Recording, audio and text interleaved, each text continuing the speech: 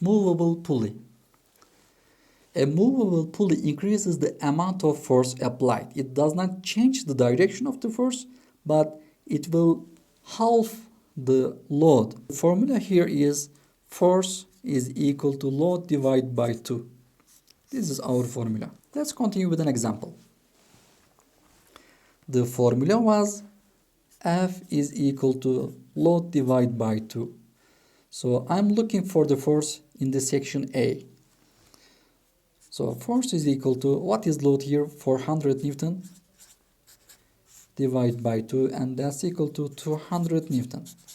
So that means I need 200 Newton to lift this load.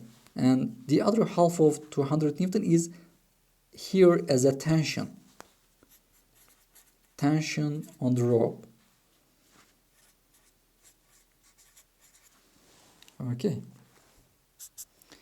So let's look at this one. Again, I'm writing our formula. Force is equal to load divided by 2. But you can see here, I'm looking for the force, this one. Let's say the tension in this rope is T1 and tension in this rope is T2. So T1 is equal to F, and this one is also T2 because they have the same tension because of the load. So if load is equal to 2 times T2, and I know that from here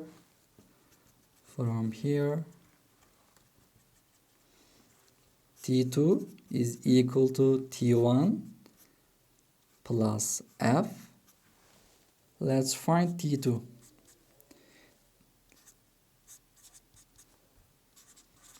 For 100 Newton divided by 2, and that will be equal to 200 Newton. This is 200 Newton, and that's equal to that because T1 is equal to F, I can say 2F here. So F is equal to 100 Newton. Block and tackle. A pulley system of both mixed, fixed and movable pulleys is called a block and tackle. And here the formula is a little bit different. Force is equal to load divided by number of ropes pulling the load. So we are looking for the highest number here. Highest number of, as you can see here, 1, 2, 3. The mechanical advantage is equal to number of, let's say, number of ropes.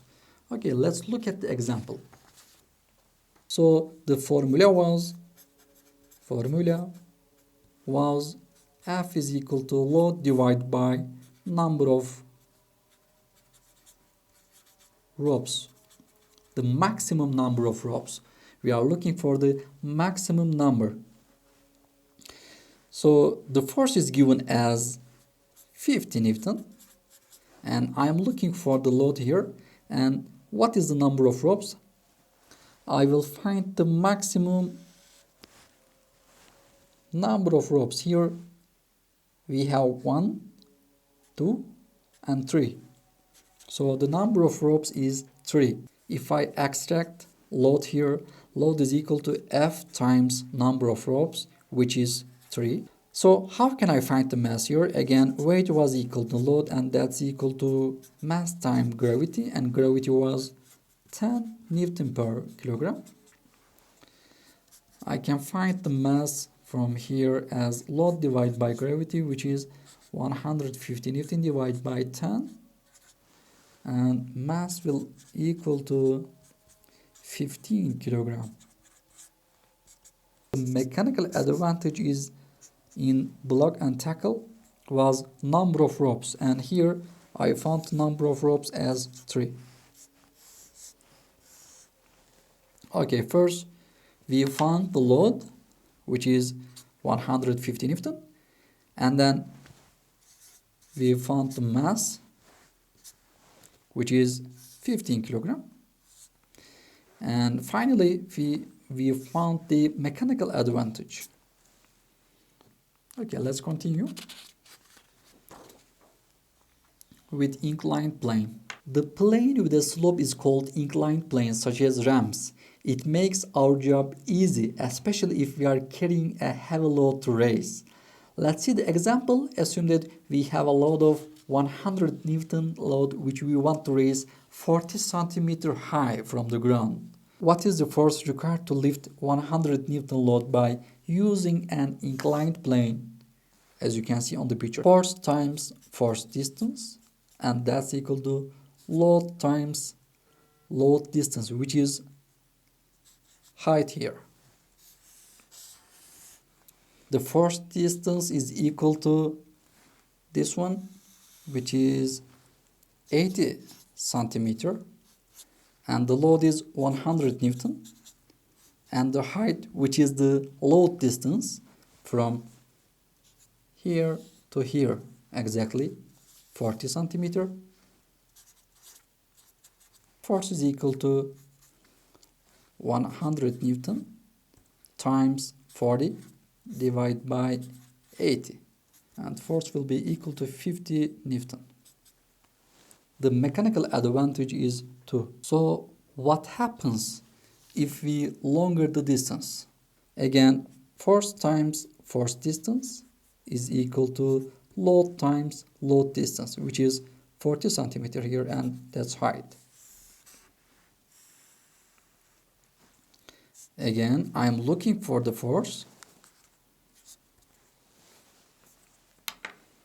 The force distance is 200 centimeter, and load is equal to 100 Newton again, and the height is same, 40 centimeter. So from here I can find force times 200 centimeter is equal to 100 Newton times 40 centimeter. I can find the force from here. 100 times 40 divided by 200 centimeter, which I can cancel out this one, and see if I simplify this one, 1 and 5, and it will be equal to 100 divided by 5, and that's equal to 20 Newton. So from here I can find the mechanical advantage as load divided by the force, and load is same, 100 Newton divided by 20 Newton. You see, the mechanical advantage will be increased because I make the road longer. So I spent less energy. It was before, it was 50 Newton before, as you can see, and the mechanical advantage was 2. But if I make the road longer, well, it turns out that the force will be decreased because we make the road longer. Okay, let's continue with the wheel and axle, which is the last part. If two wheels of different diameters are attached together, a wheel and axle is formed. For example, bicycles, cars, trains, almost all machines work with wheels use the wheel and axle principle. And this is quite easy. Again, we have the same formula. Force times force distance, which is the diameter of the wheel, the bigger one. Load times load distance, which is the diameter of small wheel. And the mechanical advantage in wheel and axle is load divided by force, again the same. Example says find the required force to lift the load. And my formula was F times R, big R, is equal to load times the small r. Again, I am trying to find the force here.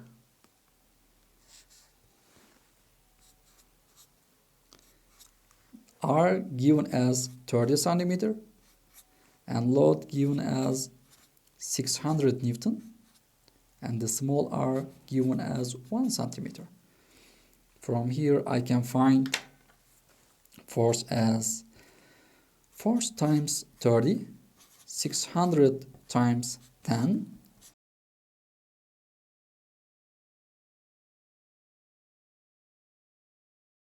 If I cancel out zeros here, force will be equal to 200 Newton.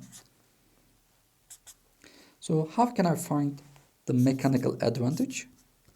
Again, load divided by force, and the load was 600 Newton, divided by the force we applied, 200 Newton, and that's equal to 3.